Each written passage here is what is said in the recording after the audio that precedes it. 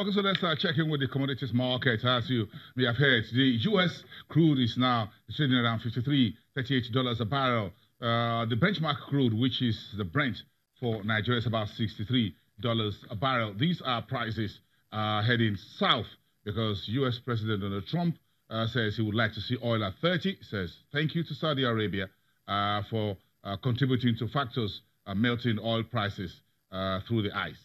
Let's get part of this into the conversation for today as we look at what this means for Nigeria. Of course, we're getting also to the time when we begin to start checking in with commodity consumer goods prices and check what you may likely be paying for some of your favorite commodities as we get close to the final weeks of 2018. Madimo Kwesa is one of the economic think tank and research analyst at Financial Derivatives Companies here for the second round of the week. Good morning. Good morning.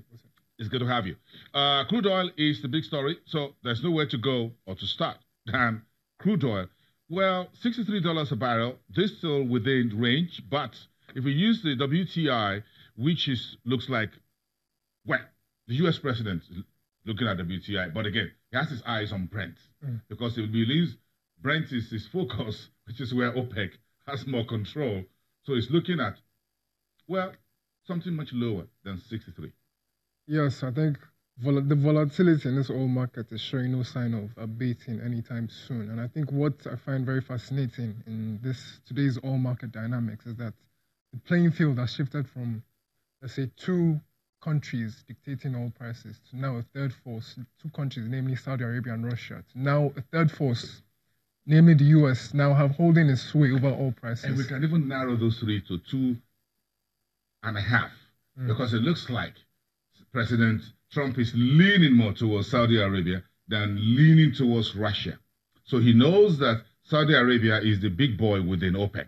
It's just OPEC plus one, which is Russia. So technically speaking, if he tries to break that camp by OPEC having Saudi Arabia on his side, that weakens OPEC plus one, and that is where the conversation looks like. And I saw his tweet overnight, and he says, well, thank you, Saudi Arabia, for helping bring the oil prices down. Yes, President Trump has been very, very vocal about his desire to see lower oil prices. And I speculate that Saudi Arabia is acquiescing to his demands because of the diplomatic mess it found itself into vis-a-vis the murder of Jamal Khashoggi. Yeah. So I feel that Saudi Arabia is acquiescing to his demands and increasing oil output to see lower to stabilize oil prices. Using oil diplomacy for geopolitical tension and likely harsh words from Washington. And folks say the president is a little bit soft on what to do over the Khashoggi's murder,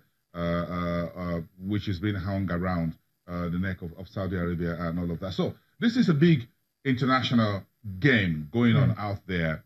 And OPEC is now caught in the middle. So we're now all using oil as a tool. But be that as it may, U.S. is still ramping up on its own oil production, despite the what Saudi Arabia is bringing to the table on its own side. Yes, we're still saying that is also one of the factors that are putting pressure on oil prices. Shale production is still extremely high. The U.S. is now the largest oil producer in the world, taking over Russia and Saudi Arabia. So shale production is still holding very strong, and there's more reason to believe that would increase in months to come.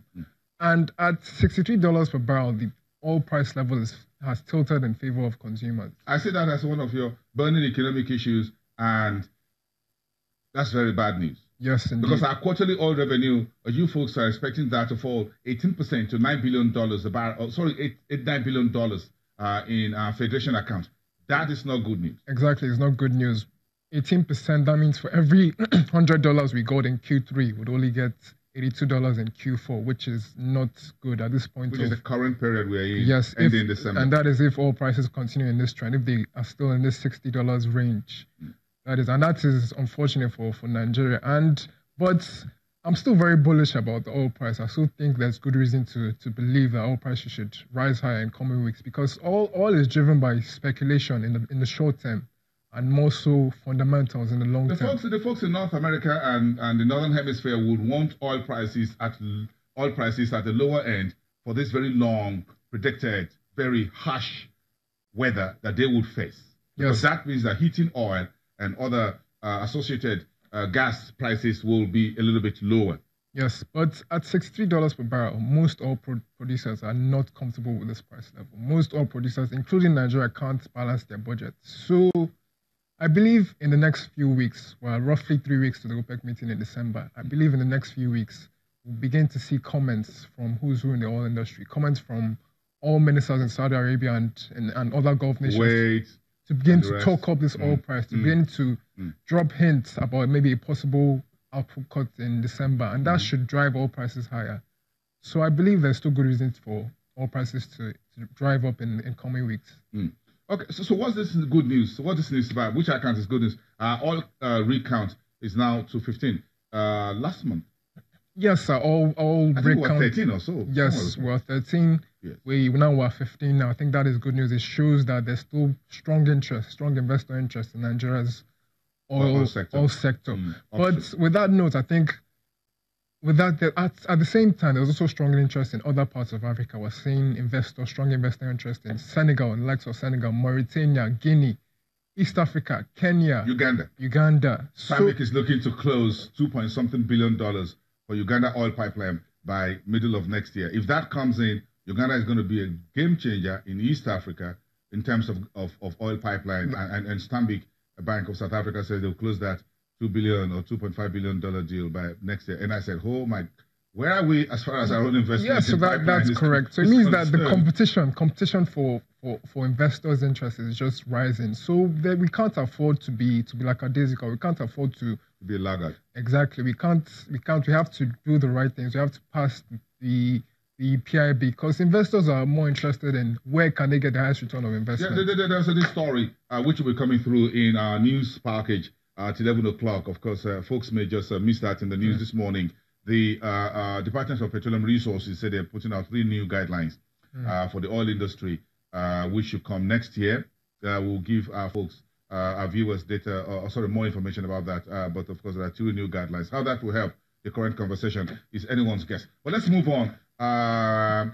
That's good news about power sector. That the on-grid power is above 4,000 megawatts. This is a very delicate one for me because we haven't had a power around where I live for the last 8 weeks plus, and on average, that's costing me about 2,000 plus naira every day to fuel generators. If I just multiply that, but now we have to cough out 25,000 per house, equivalent of some millions, to repair the transformer, whatever it's called. I don't own the transformer. I'm not an equity shareholder, so I don't know why I should pay money for buying a transformer that is not mine. It's true. It's extremely frustrating for many Nigerians. That's my frustration. I'm just saying, yes. Extremely frustrating for many Nigerians who, although talks about power output has increased, power generation output has increased to 7,000 megawatts, 6,000 megawatts. But yet, the most important thing, if you put on your light switch, there will be no light. That's what consumers are interested in. You drive around Lagos through the night, it's all darkness. Exactly. So, but in some areas, I must say, you must give credit where credit is due. In some areas, power has been very, very, very good in recent weeks. In areas Lekki, Ikoyi, Victoria Island, Ikeja GRA, power has been very good in those areas. So, where the big boys live, like you. Unfortunately, why? Yeah, the big folks like you live.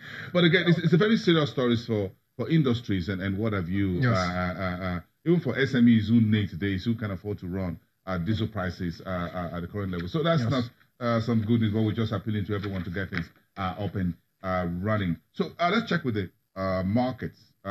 Inflation. Yes. And our prices. That was a surprising downtrend, very marginal, 0.02% in October inflation to 11.26%, beat everyone's expectation. Yes, I think it came out as a surprise, like you said, and I think that was the lower inflation was primarily as a result of lower food inflation. Food prices declined by a modest rate, but however, core inflation, which is less seasonality, increased. And we saw that, yes. Inflation expectations point to increasing inflation in subsequent months. But for commodity prices, I think what our viewers will be interested in is how would it affect their wallet sizes in coming months. I think commodity prices across board have declined. I'm not sure we have months to think about it because we're in the third week of November already. So if you're looking at your TV screen right now, this is giving you some indication of where the market survey from FDC is looking like. So that's my bag of rice. Yes. Commodity prices have declined across board, with the exception of some commodities which are still sticky downwards, but that is more of a function of price elasticity. But I think in coming weeks, we should expect commodity prices to increase. Most, particularly those commodities that are sensitive to the festive period, commodities like rice, palm oil, condiments, oil, pepper, onions, tomatoes, those commodities should increase. So those prudent and proactive consumers should begin to stock up and purchase in anticipation of rising prices in the future. In the oil sector, it's called panic buying. And we know what happens when panic buying occurs. It's true. The market traders tend to raise prices because demand is coming up. It's going, yes. And that is where they make their own money as well. Yes. So, either way, it's a loss-loss situation. You rush in to buy, then there's a panic. So, we heard all of that, Peter. But folks are still asking, where is this single digit in rice price? It looks like those days are gone. You might just skip that conversation. 8,000, 9,000 naira per. That's a dream. Price. That's a dream that hasn't come to reality. But never came to reality. We have to deal with this. So what's the story that we're going to be the largest rice consumer in the world by whatever year it is, and I'm wondering how much of that will actually be locally produced. That is unfortunate. That's just political talk. But the reality is that but that said, we have increased significantly in terms of our rice production. Our production capacity has increased by. Is it just that we eat too much rice? Yes, I think we are a high consumer. Our appetite for rice. For rice is but it looks like the more we produce, the more we import, the more we smuggle in from every point, whatever it is.